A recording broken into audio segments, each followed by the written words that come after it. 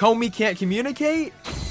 In a nutshell, this anime revolves around two very unique people. Comey, who is so beautiful, people can't help but stop and stare in her direction. And Tadano, who is very timid. Do better! Their lockers are next to each other, and when he tries to greet her, she does the dash. They end up sitting next to each other in class though. And literally the entire class is horny for Comey.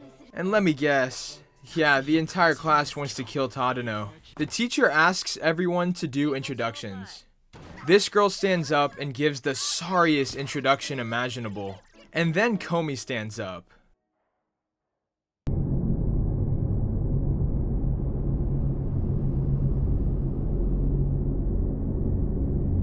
Instead of saying anything, she writes her name on the chalkboard.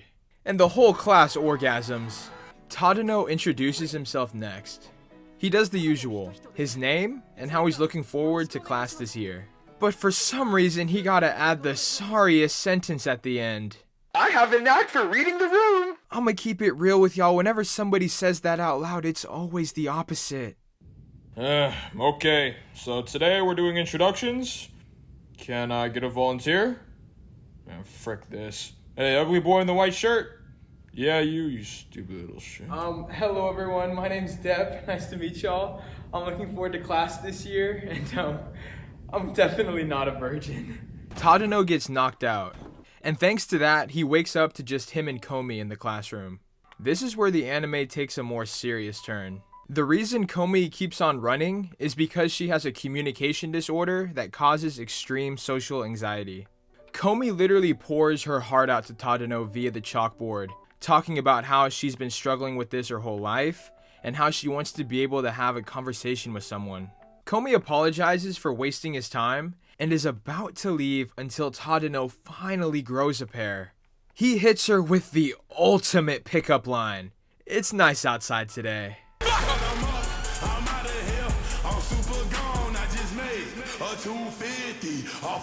And she responds with the quickness. Yeah.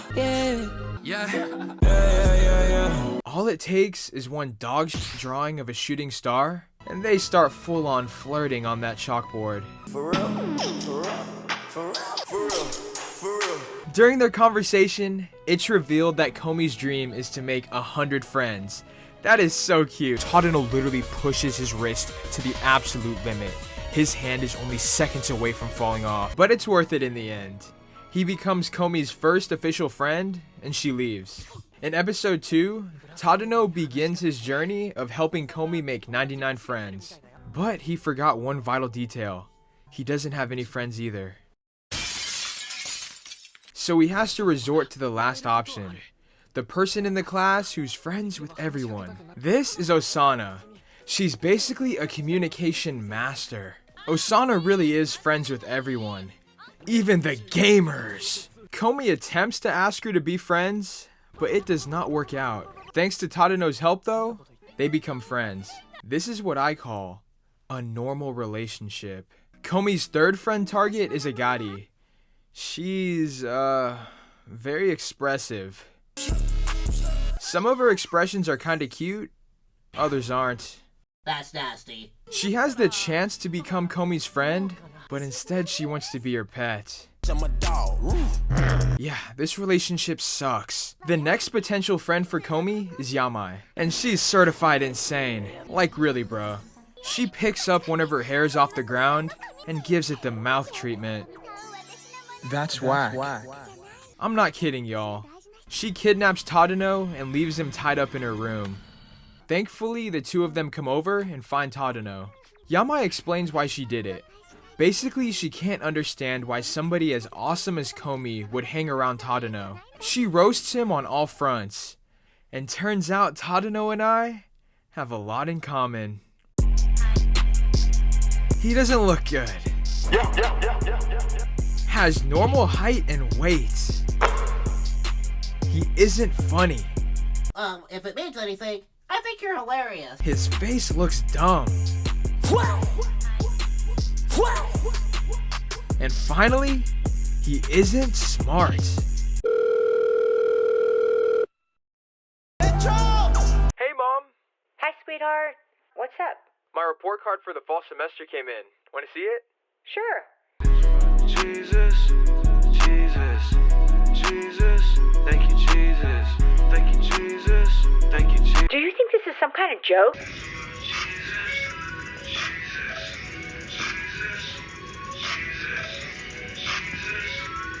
After Yamai's roast session is finished, Comey unties Tadano and calls her disturbing. And also says, gee, I might be desperate to make friends, but I ain't that desperate. Do better! Later on, Comey apologizes to Tadano for all that he had to go through. And I can't even lie, it's cute as frick. Yamai pulls up and gives the sorriest apology ever. She accepts it and they become friends. What happened to having standards? They manage to visit Comey's house and we get to meet Comey's mom. She loves to talk and has some very likable expressions, unlike somebody else. Sometime later, Comey gets a haircut and everyone walks by her and doesn't notice, except for my man Tadano. I'm really not sure how he did either. Comey's hairdresser really made her pay so much money to make her look the exact frickin' same. Yeah, I said it. After a whole lot of hitting and a whole lot of wetness, we finally get to meet Comey's dad. If Comey's mom is this talkative, he's probably even more talkative.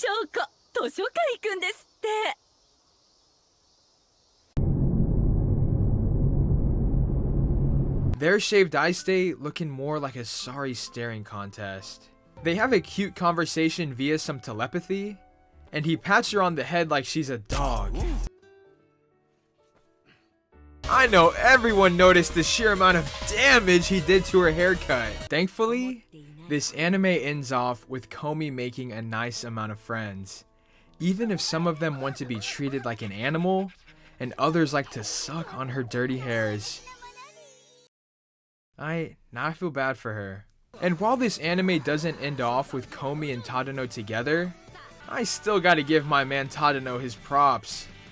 Slowly but surely, by picking out a cute outfit for her, noticing her sorry ass haircut, getting her a cute, thoughtful gift, having the cojones to ask her to dance, he got Comey in bed, looking at his gift, smiling, blushing, and rolling around, all while thinking about Tadano's short, ugly, unfunny, and stupid ass. Donkey! And to think, it all started with Tadano sacrificing his wrist. This is Hakeem, and I'm pretty sure his favorite anime is Comey Can't Communicate. Why do I feel this way? Well, let's just say he loves it when people write. Which is basically half of what goes on in this freaking show. You can just tell when a rapper says they don't write, he be getting sad as frick. I freestyle everything. Now no I'm writing? No. All he wants is for these rappers to be following in Comey's footsteps. So you never wrote, you never pen to pad, never happened? Never pen to pad. Never, not once. This man gets so sad when he asks Yeet if he's ever tried to write. You don't, so you're punching in? Always, yeah. Have you ever tried to write?